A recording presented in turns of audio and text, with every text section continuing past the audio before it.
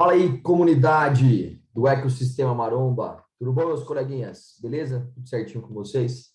Quem fala aqui novamente é o professor Walter Krause Neto, direto aqui do nosso canal do YouTube. E o assunto de hoje, ele é um assunto bem interessante, né? Será que nós respondemos da mesma forma quando submetidos a um treino de musculação? Então, será que se eu for na musculação, eu sempre terei hipertrofia muscular? E será que se eu submeter várias pessoas ao mesmo tipo de treino de musculação, será que todas elas terão os mesmos ganhos em massa muscular? Então, hoje eu trago aqui para vocês um assunto associado ao grau de resposta em hipertrofia, né? Que a gente chama de responsividade biológica.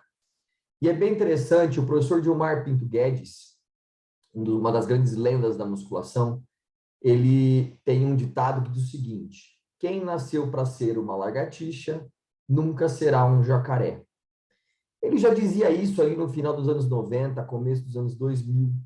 E ele falava isso em alusão à capacidade genética e epigenética dos indivíduos em desenvolver mais ou menos massa muscular.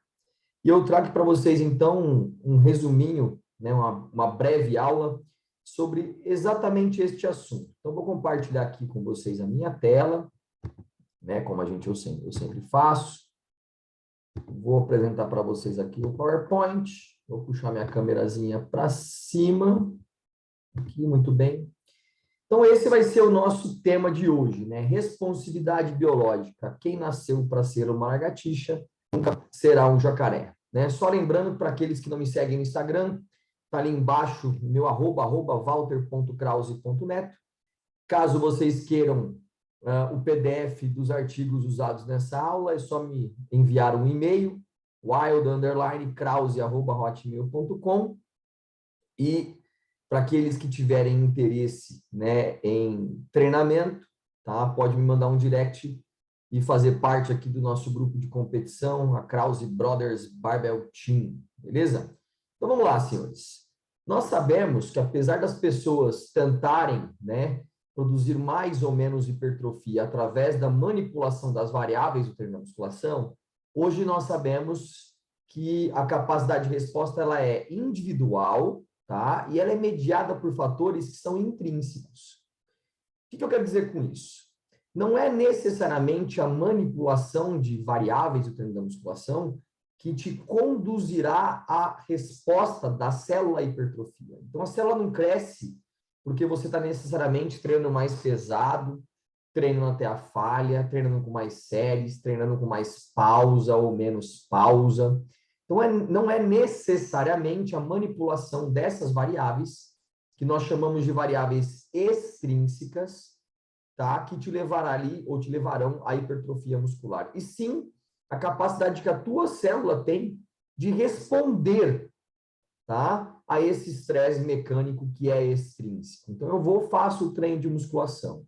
O que vai determinar o quanto eu vou aumentar de massa muscular é quanto aquele estresse induzido pela musculação induz uma modulação dentro da minha célula, tá? É isso que de verdade faz a mediação da hipertrofia muscular. E uma publicação do ano de 2020 de Jonice e colaboradores, né, da Sophie Jonice e colaboradores, elas nos trazem duas categorias de fatores que podem influenciar na tua capacidade hipertrófica. Ela dividiu em fatores exógenos e fatores endógenos. Os fatores exógenos são aqueles fatores que compõem o treino, como as variáveis do treino de força, aí tem volume, intensidade, densidade, as variáveis da dieta, enquanto manipulação, tá, dos nutrientes, sejam eles maior ou menor quantidade de proteínas, maior ou menor quantidade de carboidratos, maior ou menor quantidade de lipídios, ou a manipulação dos micronutrientes. Tá? O consumo energético, se você está fazendo uma dieta com mais ou menos calorias. A suplementação alimentar, quer dizer, será que a quantidade de proteína que eu como ela é suficiente para suprir a demanda imposta pelo treinamento da musculação? Né? Será que a utilização de algum suplemento alimentar, como por exemplo, uma beta-alanina, tá? Que melhora aí a sua capacidade de resistir à fadiga, será que ela influencia no treinamento? Então, eu tenho como usar algum suplemento também para ajudar no processo hipertrófico. Porém, isso é um fator exógeno, né? Um fator que eu consigo manipular. E, logicamente, por fim, a administração de hormônios, que esses sim podem, de uma forma mais direta, modular aquilo que a gente chama de fatores endógenos. E quais seriam os fatores endógenos? A nossa genômica, que é a estrutura do nosso DNA desde o momento que eu estou nascendo, tá? A minha capacidade de responder, ligar ou desligar os meus genes dentro da minha estrutura genética, que nós chamamos isso de capacidade epigenética, que é a capacidade de ligar e desligar alguns genes, tá? O transcriptoma, que é o conjunto, tá, de transcritos que a minha célula sintetiza a partir desse estresse dos fatores exógenos, tá? E aí nós teremos uma série de RNAs que modularão a síntese proteica, e por fim a proteômica, que é uma análise mais global, em larga escala, do conjunto de proteínas que são expressas dentro de uma amostra biológica. Isso quer dizer, que tipo de proteína eu estou sintetizando a partir da manipulação dos fatores exógenos. Então, existem essas duas categorias. Então, através da manipulação dos fatores exógenos, eu terei aí um grau de resposta endógena. Tá? A minha célula tende a responder. Hoje nós sabemos, então, que a partir da variação, tá, da manipulação das variáveis exógenas, dos fatores exógenos, eu tenho um certo grau de modulação dentro da minha célula, dentro das variáveis endógenas. E nós sabemos que essa capacidade endógena, ela tem diferentes níveis de resposta, tá? Então, tem aqueles indivíduos que respondem melhor ao treino de musculação, que a gente chama esses caras de high responders, ou altamente respondedores, ou responsivos, e nós temos os pouco ou baixo respondedores. O que é isso? O altamente respondedor é aquele cara dentro de uma amostra de um estudo científico que responde acima, por exemplo, de um desvio padrão. É o cara que a gente chama de outlier. É o cara que é fora da curva. É aquele cara que na musculação a gente brinca que ele passa em frente da máquina e isso já é suficiente para ele crescer. Esse é o cara altamente respondedor.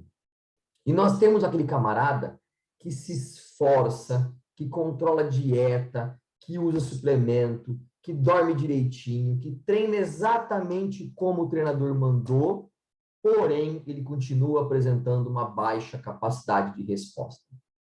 Por que esses caras, muitas vezes, inclusive, né, com controle, com monitoramentos diferentes do treinamento, têm graus de respostas diferentes? Por exemplo, eu posso ter um controle metodológico absurdo de uma mesma amostra e, no final do estudo, ao avaliar as respostas, eu vejo que, mesmo assim, eu tive pessoas com nível de resposta muito alto, muito alto aqui embaixo dos responders, e um outro grupo de pessoas com um grau de resposta bem menor.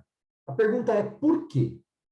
Por que dentro de uma mesma amostra, com indivíduos submetidos ao mesmo treinamento de musculação, ao mesmo controle metodológico, eles têm níveis diferentes de resposta? Não era para terem os mesmos níveis de resposta? Era. Porém, existe sim uma variação. Essa variação, ela chega a ser imensa. Como assim, professor?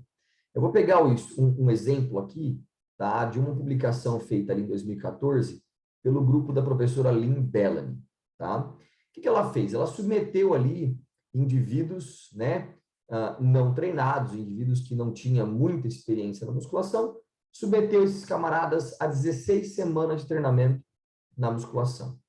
16 semanas equivale a 4 meses, né? A gente sabe que normalmente após 4 meses treinando musculação, as pessoas já têm um certo grau de resposta, né? Inclusive com mudanças visuais muito significativas na maior parte das vezes, tá?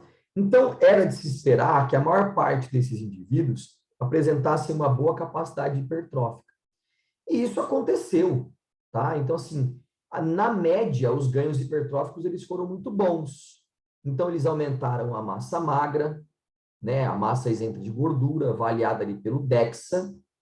Eles aumentaram o volume do quadríceps femoral, analisado pela ressonância magnética, que é um exame diagnóstico de imagem padrão ouro para hipertrofia muscular. E eles apresentaram hipertrofia significativa das fibras musculares 1 e 2 após a biópsia do seu quadríceps femoral. Então, vai lá, tira um pedacinho do músculo, leva para a microscopia convencional, ótica, avalia-se o tamanho da área de secção transversa dessas fibras, e a partir daí identificou-se que, na média, né, esse grupo hipertrofiou significativamente. Com esses resultados em mãos, qual costuma ser o discurso das pessoas? Olha, se você fizer a musculação por 16 semanas, você vai apresentar um aumento de massa magra, você vai apresentar um aumento do volume muscular e você vai apresentar hipertrofia das fibras 1 e 2. Essa costuma ser a narrativa das pessoas. Porém, mesmo professores que têm contato com pesquisa, tá, acaba se equivocando nesse tipo de apresentação de resultado. Por quê? Porque aqui a apresentação dos resultados ela é uma média. Ela não leva em consideração a variação desse resultado dentro dessas amostras. É como se eu dissesse que todo mundo que fosse fazer musculação, todo mundo, aumentasse a massa magra, aumentasse o volume muscular e aumentasse o tamanho das suas fibras. Porém, quando você analisa de maneira um pouco mais criteriosa esses resultados, olha o que a gente encontra. Dentro dessa amostra, né, o ganho médio em volume do quadríceps femoral foi de quase 8%. Esse foi o ganho médio, né, o aumento do volume do quadríceps, tá, em centímetros cúbicos. Então, aumentou ali em média 8% do volume do quadríceps. Porém, dentro dessa amostra, tá, nós tivemos indivíduos que não aumentaram o volume do quadríceps, pelo contrário, perderam o tamanho muscular. Então, esses camaradas aqui, ó, teve um cara aqui que perdeu quase 2%, reduziu quase 2% o volume do quadríceps dele em 16 semanas. Por outro lado, lá no pico da pirâmide da análise, né, do outro lado da coluna, nós temos um outro camarada que aumentou quase 25%. Isso quer dizer, dentro de uma mesma amostra, indivíduos submetidos ao mesmo tipo de estresse, do ponto de vista de fatores exógenos, nós tivemos caras que reduziram o tamanho dos seus músculos e outros que aumentaram absurdamente o tamanho dos seus músculos. Aí você fala, Walter, não pode ser. Pode. Pode ser. Esse resultado pode ser tão surpreendente que quando eu vou para a análise dos ganhos em tamanho da área da fibra muscular, olha o que eu encontro. 21% foi o aumento médio do tamanho das fibras musculares, quando eu somo ali fibras 1 e 2. Então, aumentou 21% em média. Porém, quando eu analiso os resultados de cada indivíduo, tá? Tiveram pessoas que reduziram 7% o tamanho das fibras e outras pessoas que aumentaram quase 52% o tamanho das suas fibras. Perceba o quanto impactante é agora o resultado. Nossa, professor, então eu não posso dizer que todos que fazem musculação aumentarão, por exemplo, o tamanho dos seus músculos? Não. Não tem como você afirmar que todos aumentarão. Isso é um equívoco. Então, você até pode apresentar o ganho médio, falar que, em média, a maior parte dos voluntários aumentam a massa magra, o volume do quadríceps e o tamanho das suas fibras, você não pode afirmar que todos que treinarão a musculação terão esses ganhos. E por que não? Porque terão pessoas que poderão, inclusive, perder massa muscular. Tá? E aí, quando a gente fala em responsividade, tá? As pessoas falam assim, responsividade? Pô, ele falou tanto responsividade lá como respondedor. Qual é a diferença entre alguém responsivo e alguém respondedor? Tá? De cara, dificilmente eu vou conseguir dizer se alguém é responsivo. Mas eu posso afirmar se aquele cara é um respondedor ou um não respondedor. Por quê? Os estudos científicos, eles avaliam o grau de resposta a curto prazo. Então, no curto prazo, eu só consigo dizer se o cara é ou não é um respondedor. E por quê? Porque ele pode ser um respondedor mais lento, um respondedor mais rápido, um respondedor precoce ou um respondedor tardio. Às vezes, aqueles indivíduos que responderam menos, se tivessem sido treinados por mais tempo, né, respondessem mais próximo do final, com um tempo maior. Isso poderia acontecer. Esses indivíduos também, caso tivesse alguma mudança no protocolo, vou dar um exemplo, talvez aumentando o volume de treinamento ou até progredindo a carga de maneira mais significativa, talvez esses caras que foram menos respondedores, talvez fossem, a partir de agora, a partir de um ajuste no treinamento, apresentassem um grau de resposta mais significativo. Então, quando eu estou avaliando resposta baseada em método científico, eu consigo dizer se o cara é ou não é respondedor. E o que é o responsivo, então, professor? Responsivo é aquele cara que nasceu para ter um grau de resposta sempre acima do normal. Esse é o grande responsivo à musculação. E aí existem inúmeros grandes campeões do Mr. Olympia, por exemplo, ou grandes bodybuilders, que são modelos tradicionais do grau de responsividade. Então, por exemplo, aqui a imagem do Phil Heath, foi 7 vezes campeão do Mr. Olympia. Aqui o Phil Heath durante a faculdade, então ali próximo dos seus 20 anos. E aqui o shape do Phil Heath, já depois de ser campeão Mr. Olympia. Perceba que o Phil Heath, desde jovem, já apresenta um desenvolvimento muscular, né, razoavelmente significativo. O Phil Heath, para quem não sabe, ele não queria ser bodybuilder, ele queria ser um atleta da NBA. Porém, ele não foi draftado para a NBA, né? Ele acabou não passando na peneira para a NBA. Então, ele acabou indo, né, para o bodybuilding, ganhar dinheiro no bodybuilding. E por que ele foi para o bodybuilding? Porque as pessoas que treinavam com o Phil Heath já viam nele um grande potencial hipertrófico. Quer dizer, mesmo não fazendo treinos específicos de bodybuilding, ele já apresentava, né, uma estética voltada a um grau de resposta bem significativo para o aumento de massa muscular. E um detalhe importante, né, com pouco acúmulo de massa gorda, né, você percebe aqui, por exemplo, deltoides muito bem marcados. Isso demonstra que ele tinha uma capacidade de reter gordura menor do que o convencional. Um outro exemplo também é o Jay Cutler, né? Aqui é o Jay Cutler adolescente. Aqui é ele na época do high school, né? Do ensino médio. Olha o tamanho do Jay Cutler já ainda adolescente. Então, também era um cara que desde muito cedo tinha uma capacidade genética muito grande para hipertrofia muscular e foi um dos maiores bodybuilders, ou é um dos maiores bodybuilders da história do Mr. Olympia. E lógico, eu não podia deixar de falar do grande Ronnie Coleman, né? Apesar do bigodão do Coleman aqui é uma imagem do Coleman também adolescente. Ronnie adolescente. Então você pode perceber no Ronnie também uma quantidade de massa gorda bem pequena e um bom desenvolvimento muscular desde cedo, né? Desde muito cedo, desde adolescente. E depois ele se transformou nessa máquina, né, de tamanho de músculos e de produção de força. Então, esses são exemplos de indivíduos responsivos. E aí vem aquela pergunta para finalizar a nossa aula de hoje. Professor, por quê? Por que esses caras são assim?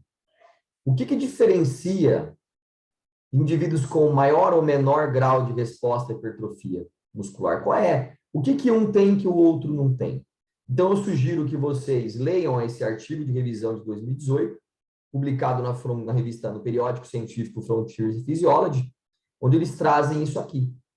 Esse aqui é um diagrama, né, uma imagem, uma ilustração, apresentando o resultado que esses caras, né, apresentam. Então, por exemplo, na coluna da esquerda, tem aqui o tipo de resultado com treinamento que os indivíduos altamente respondedores e responsivos têm. E na coluna da esquerda, aqueles que respondem pouco ou que não respondem. Vamos ver. Os indivíduos que são altamente respondedores ou responsivos, tá? Eles aumentam, em média, 80% o tamanho das suas fibras musculares. após alguns meses de treinamento. O tamanho do músculo aumenta entre 20% e 30% aproximadamente.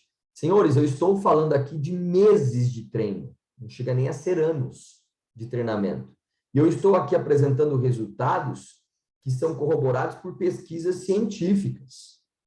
Não estou falando de acompanhamento de aluno de consultoria ou de atleta, aqui é em pesquisa. Se em pesquisa eu já encontro esses indivíduos com essa magnitude de resposta, imagina quando eu vou para a prática e estudo os grandes bodybuilders. Imagina o tipo de resultado que a gente não vai encontrar. E, professor, o que faz esses camaradas aumentarem tanto o tamanho das suas fibras e o tamanho da sua massa muscular? Eles, por exemplo, conseguem uma biogênese ribossomal muito acima do normal.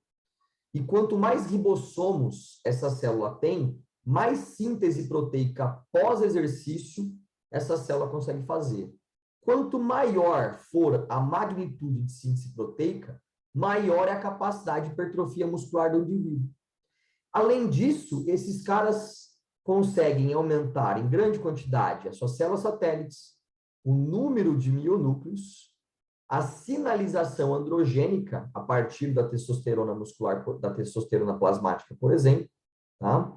Eles provavelmente apresentam um aumento de volume mitocondrial, seja em tamanho ou em número, o que dá a eles uma capacidade de resposta à produção de energia também acima do normal, então eles conseguiriam treinar com mais peso e maior volume, e também um número maior de capilares por fibra muscular, entregando a fibra nutrientes para manter essa fibra ativa e rapidamente retirando da célula muscular prováveis metabólitos que causariam fadiga muscular. Então, esses caras realmente nascem com uma capacidade genética, epigenética e morfológica, além de fisiológica, muito acima do normal. Por outro lado, os pouco respondedores, eles praticamente não mudam o tamanho das suas fibras ou aumentam muito pouco o tamanho dos seus músculos, aproximadamente até 4%. Essa falta de resultado, né, pelo menos a curto e médio prazo, está associada a um conteúdo ribossômico bem menor e a uma taxa de síntese proteica pós-exercício também bem mais baixa. E provavelmente isso está associado a fatores como a dificuldade no aumento de células satélites e mionúcleos, tá? Provavelmente a um grau de inflamação muscular maior do que o normal. Isso dificultaria em muito a sinalização para a síntese proteica, além deles não aumentarem mitocôndrias e não aumentarem o número de capilares. Beleza? Então, senhores, essa foi a nossa aulinha de hoje, bem rápida. Eu gostaria de agradecer aqui o tempo de vocês. Se você curtiu o vídeo, eu vou pedir para você curtir aí no YouTube a nossa aula. Se você não está inscrito ainda, que você inscreva-se. E eu vou pedir que vocês, gostando ou não gostando da nossa aula, que vocês deixem os seus comentários. Né? Se vocês gostaram, eu agradeceria se vocês colocassem um comentário positivo. E se você não gostou, eu gostaria que você me desse o feedback para eu saber o que a gente pode melhorar para os próximos vídeos. Beleza? Para aqueles que não me seguem no Instagram ainda, também peço encarecidamente que você acesse a página e clique lá em seguir. Tá? Nós temos lá inúmeros outros conteúdos relevantes sobre treinamento para hipertrofia e força muscular. É só digitar lá o meu nome, walter.krause.net.